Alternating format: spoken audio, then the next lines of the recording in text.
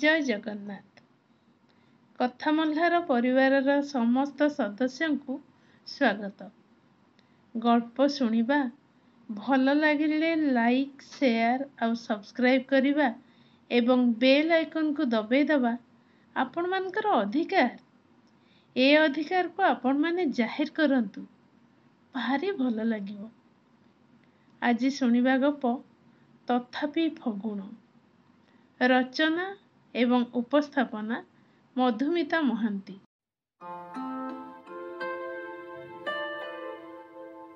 जेजिलो कहू कहू सुलता को कुंढे धरी स्वाति बसी पड़ला सेठी। सुलता चश्मा खोली रखिले, पढ़ुथुवा उपन्यासटी को बंद कले। हसी हसी पचारिले, मो माँ किछि कहिबो बोधुए। जेजीर ए अतिरिक्त चतुरपणियार मूल खोजी केबे केबे आक्तामाक्ता हो जाए स्वाति। मुह देखी सी सबू बुझी जाए केमिति जे। हाँ, ता जेजी उपन्यास पढ़े। चित्रा लेखा प्राचीक जेजी मानक परी पुराण पढ़ेनी। पुराण पढ़ुनु कहले कहब, हलो ढेर खुदुरकुणी जह्नि ओषा जागर करिथिली, काष्ठा उपास रहुथुली। पाइली तो जेजे परी गोटे खेंट बुढ़ा। मोर लोड़ा नहीं से धर्म कर्म। स्वाति आउ टिके नेसी ही गला जेजी देहरे। कहला, तते से दिन जो कहूनथुली स्वयं कथा, एका ऑफिस रे आमे चाकरी करू। सीए ना? हाँ बुझिली, तो उपरे मोर भरोसा अछि। तू केबे ठकी जिबा भली काम करिबुनी। तेबे से राजकुमार को टिके मते देखी देलुनी बाहागर आगरू।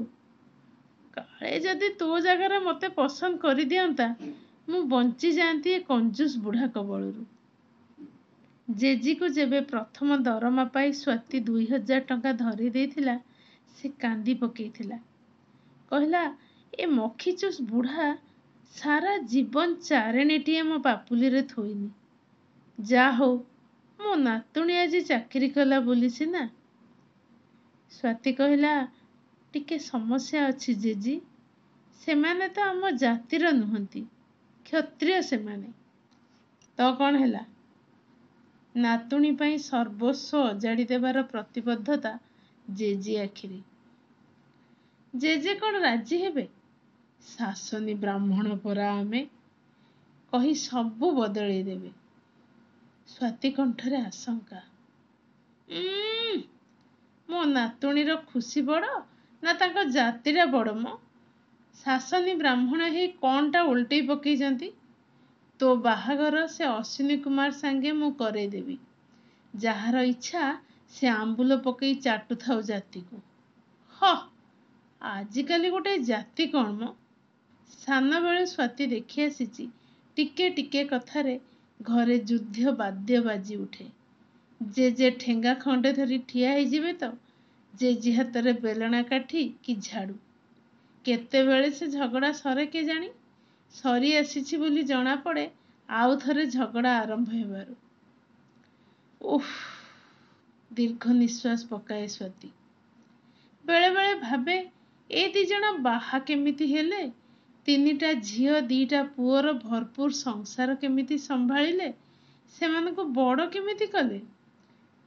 सबु बेले खेंटा खेंटीरे दिन बिताउथुबा दीटा मनीष एते दिन एकाठी अछंती भी केमिति के जानी। बोधुए से जुग बोली। आजिकालीर जुग होइथिले केबेठु छाड़पत्र हेई सारंताणी। जेजेंकर 6 फुटिया जमीदारी चेहरा को जेजीमार मुंड तांको कांधर चाखंडे तळकु छुउथाए। जेजे धप धप कईफुलिया गोरा को जेजीर रंग जह्नि मंजी को टापरा करे। बाहागर आगरू देखा देखी हेई नथिले ना कौन? केमिति हेइथिला ए बाहागर? एमिति न देखी बाहा हेई जीवन सारा युद्ध करिवाठु बरंग भल तो आजिर डेटिंग चैटिंग आउ गसिपिंग। एई बयसरे भी जेजीमा झुरे तार से चपल छंदा दिन सबको। दिग्बलयरे आखि रखी कुहे, जानिछु से दिन जो पिलाटा मते देखिबा को आसीथिला ना, दूर बाट फेरी पारिबनी बोली रही जाइथिला घरे। ସକାଳୁ ସେ ପିଣ୍ଡାରେ ବସିଛି, ମୁଁ ତ ଜାଣିନି ଦାଣ୍ଡ ଓଳଉଛି। ସେ ଫିଙ୍ଗିଲା ଗୋଟେ ପାନା ଯେ ସିଧା ଆସି ବାଜିଲା ମୋ ଗାଲରେ। ଏକା ଦୌଡ଼ରେ ମୁଁ ଆସି ଘର କୋଣରେ। ଆହା ହା ହା, ଭାରି ଶାନ୍ତ ଶାନ୍ତ ଲାଗୁଥିଲା। ତାକୁ ହେଲେ ବାପା ଜୋଇଁ କରିଥାନ୍ତା। ସ୍ୱାତୀର ବାହାଘରକୁ ନେଇ ମହାଭାରତଟେ ସତରେ ଆରମ୍ଭ ହେଇଗଲା ସେ ଘରେ। ଜେଜେଙ୍କର ନାହିଁକୁ ଜେଜିର ହଁ। ଜେଜି କହିଲା ମୋ ବାପା ଜମିଦାରଙ୍କ ଗୁମାସ୍ତା ଥିଲା। ଘୋଡ଼ା ଚଢ଼ି ଯାଆସ କରୁଥିଲା। କଥା କେମିତି ଦିଆଯାଏ, କେମିତି ରଖାଯାଏ ମୁଁ ଜାଣିଛି। ମୁଁ ସ୍ୱାତୀକୁ କଥା ଦେଇଛି ମାନେ ବାହାଘର ହବ। ଜେଜେ ତଳେ ଠେଙ୍ଗା ଠୁକେଇ କହିଲେ, ଆସୁତୋଷ ଟୋକା, ତା ମୁଣ୍ଡ ଯଦି ଫଟେଇ ନ ଦେଇଛି। ଆରେ ମତେ ହାଲକା ଠୁରିଛି କି? ଜେଜେଙ୍କ ମଥା ଉପରେ ସବୁ ଦାୟିତ୍ୱ ଦେଇ ବାପା ସବୁଦିନ ନିଶ୍ଚିନ୍ତ। କେବଳ ଅଫିସ ଛଡ଼ା ସେ ଆଉ କିଛି ବୁଝନ୍ତିନି। ମାର ଅନେକ ସମ୍ମାନର ପାତ୍ରୀ ଜେଜି। ସେ ମୁଣ୍ଡ ଖେଳୁଥିବା କଥାରେ ମା କେବେ ପାଟି ଫିଟାଏନି। ଅତଏବ ସ୍ୱାତୀର ବାହାଘର ଅଟକି ରହିଥିଲା ଜେଜେ ଜେଜିଙ୍କ ମଝାମଝି।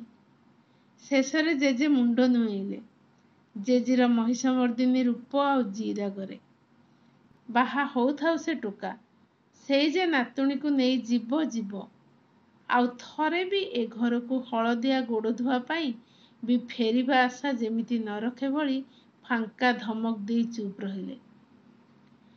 ସ୍ୱୟଂ ଏକଥା ଶୁଣୁ ଶୁଣୁ ଜୟ ଜେଜିମା ନାରା ଦେଇ ଆବେଗରେ ସ୍ୱାତୀକୁ ତା ଚାହାଣୀରେ ଉଦା କରି ଦେଇଥିଲା। ବାହାଘର ସରିଗଲା। ତେବେ ପୂର୍ବ ଭଳି ଜେଜେଙ୍କ ମୁହଁ ପୂର୍ବକୁ ହେଲେ ଜେଜିର ପଶ୍ଚିମକୁ ଥିଲା। ଆଶ୍ଚର୍ଯ୍ୟ! ସ୍ୱୟଂ କହୁଥିଲେ ଏ ବୟସରେ ସିନା ବସି ଟିକେ ଦୁଃଖ ସୁଖ ହେବା କଥା। ଏମାନଙ୍କୁ ତ ସାମ୍ନା ସାମ୍ନି ଠିଆ କରିଦେଲେ କେହି କାହାକୁ ଚିହ୍ନି ପାରିବେନି ବୋଧେ। ସବୁବେଳେ ତ ପାଟି ଚିତ୍କାର ଭ୍ରୁକୁଞ୍ଚନ। ତେଢ଼ା ମେଢ଼ା ମୁହଁ ଦିହେଁ ଦି ଜଣଙ୍କର ଦେଖିଲେ। ସାଧାରଣ ମୁଖଚନ୍ଦ୍ରମା ବା କାହାର ମନେ ଥିବ ଯେ? ସମ୍ପର୍କରେ ଦିନେ ଗ୍ରହଣ ଲାଗିଗଲା। ଲାଗ ଲାଗ 3 ଦିନ ସ୍ୱୟଂ ସ୍ୱାତୀକୁ ମେଟ୍ରୋ ମଲ୍ ନେଇଯିବେ କହି ସମୟ ଗଡ଼େଇଲେ ସିନା, ନେଲେନି। ସ୍ୱାତୀର ସନ୍ଦେହ ହେଲା। ଠିକ୍ ସନ୍ଦେହ ନୁହେଁ। ବାନ୍ଧବୀ ଲୀନା ସହିତ ସେଇ ଅଞ୍ଚଳରେ ବୁଲୁଥିବା ବେଳେ ତାକୁ ଲାଗିଲା ସ୍ୱୟଂ ଭଳି କେହି ଜଣେ ତନ୍ୱୀ ସୁନ୍ଦରୀର ହାତ ଧରି ରେସ୍ତାର ଭିତରକୁ ପଶିଗଲେ। ବାସ୍, ସ୍ୱୟଂ ଘରେ ପହଞ୍ଚିଲା ବେଳକୁ ସ୍ୱାତୀ ଆଉ ସେଠି ନଥିଲା।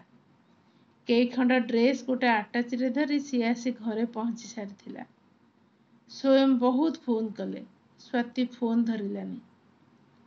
ସେ ଆସି ସ୍ୱାତୀକୁ ବୁଝେଇବାର ଚେଷ୍ଟା କଲେ। ନିଜର ଭୁଲ କ'ଣ ବୋଲି ପଚାରିଲେ। ହେଲେ ସ୍ୱାତୀ ଖାଲି, ତୁମ ଭଳି ଲୋକ ସଙ୍ଗେ ସଂସାର କରି ହୁଏନି, ମୋର ଆଉ ସେଠିକି ଫେରିଯିବାର ନାହିଁ କହି ଘରେ ରହିଲା। ଜେଜିର ବାପ ଘରକୁ ଯିବା କଥା ଥରେ ବି ସ୍ୱାତୀ ଦେଖିନଥିଲା। ସେଦିନ ଖବର ଆସିଲା ତା ଭାଇ ପଡ଼ିଯାଇ ତାଙ୍କ ଗୋଡ଼ ଭାଙ୍ଗି ଯାଇଛି। କନ୍ଦା କଟା କରି ଜେଜି ବାହାରିଲା ତାକୁ ଦେଖିବାକୁ। ଏତେ ଦିନ ପରେ ଯାଉଛି, 15 ଦିନ ପରେ ଫେରିବି ବୋଲି କହି ଜୋର ପାଟିରେ ଜେଜେଙ୍କୁ ଶୁଣେଇ ସେ ଗଲା। ସେ ଯିବାର ଘଣ୍ଟାଏ ପରେ ଜେଜେ ଗାଏବ। ଆରେ କୁଆଡ଼େ ଗଲେ? ଆଖପାଖ ଦୋକାନ ବଜାର, ସେ ଯାଉଥିବା ଜାଗା ସବୁ ଖୋଜା ସରିଲାଣି। ହେଲେ ଜେଜେଙ୍କର ପତ୍ତା ନାହିଁ। ସ୍ୱାତୀ ମନକୁ ପାପ ଛୁଇଁଲା। ତାମାନେ ଜେଜେ ଯାହା କୁହେ ସତ। ଆର ସାହିର ସୁନ୍ଦରୀ ନନ୍ଦିତା ବୁଢ଼ୀ ସାଙ୍ଗେ ଯୁବାବେଳୁ ଜେଜେଙ୍କର ଟିକେ ନୁଙ୍ଗୁରା ସମ୍ପର୍କ ଅଛି। ବୁଢ଼ୀର ବୁଢ଼ା ମରିଗଲା ପରେ ଏବେ ଖୁଆଡ଼ ମେଲା। ନିଶ୍ଚିନ୍ତରେ ବୁଢ଼ା ବୁଢ଼ୀ ରାସଲୀଳା ଚଲେଇଛନ୍ତି।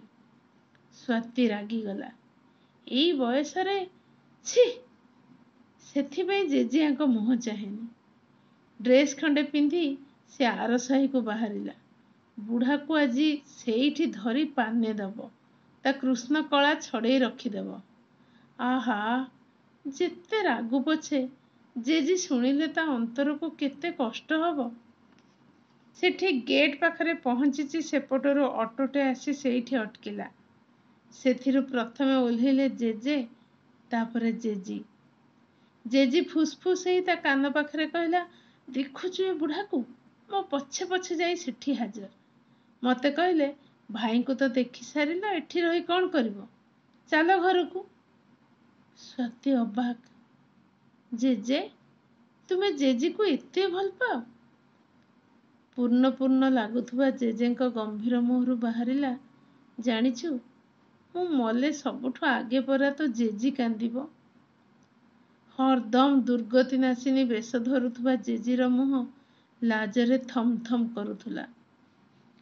ସ୍ୱାତିକୁ ଲାଗିଲା ଦିଟା ବ୍ରହ୍ମାଣ୍ଡ ମିଛୁଆ ମିଛେଇ ତା ଆଗରେ ଠିଆ ହେଇଛନ୍ତି, ଯେଉଁମାନେ ସାରା ଜୀବନ ଖାଲି ତାକୁ ମିଛ ଏକାଙ୍କିକା ଦେଖେଇଛନ୍ତି। ସେ ଦୌଡ଼ିଗଲା ଭିତରକୁ, ମୋବାଇଲ ଧରି ରିଙ୍ଗ କଲା ସ୍ୱୟଂକୁ। ସ୍ୱୟଂ ହାଲୋ କହୁ କହୁ ସେ କହିଲା, ସରି, କାନ ଧରୁଛି। ଘରେ ଅଛ ତ? ମୁଁ ଏଇ ସାଙ୍ଗେ ସାଙ୍ଗେ ଯାଇ ପହଞ୍ଚୁଛି।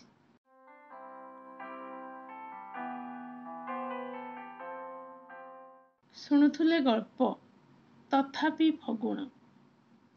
ପ୍ରେମ ଶାଶ୍ୱତ, ପ୍ରେମ ଅଚିନ୍ତ୍ୟ, ପ୍ରେମ ଅବର୍ଣ୍ଣନୀୟ। ସେଠି ବୟସର ସୀମାରେଖା ବାଧା ଦିଏ ନା। ସେଠି ଲୋକ ଦେଖାଣିଆ ଆଦର ଯତ୍ନର ଅବସର ନଥାଏ। ସେଠି ଦାମ୍ପତ୍ୟର ମିଠା ଝଗଡ଼ା ବିତୃଷ୍ଣା ଆଣେ ନା। ପଇଡ଼ ଭିତରର ନାଳି ନଡ଼ିଆ ପରି ପ୍ରେମ ସବୁବେଳେ ଛଳ ଛଳ, ମିଠା ମିଠା, କିନ୍ତୁ ଭାରି ନରମ। ଯଦି ଗପଟି ଆପଣଙ୍କୁ ଭଲ ଲାଗୁଥାଏ, ତେବେ ଆମ କମେଣ୍ଟ ବକ୍ସକୁ ଯାଆନ୍ତୁ ଏବଂ ନିଜର ମତାମତ ସେଠି ଦିଅନ୍ତୁ। ମୁଁ ପୁଣି ଥରେ ଆସିବି ଆଉ ଏକ ସୁନ୍ଦର ଗଳ୍ପ ନେଇ। ସେ ଯାଏ ରହୁଛି। ନମସ୍କାର।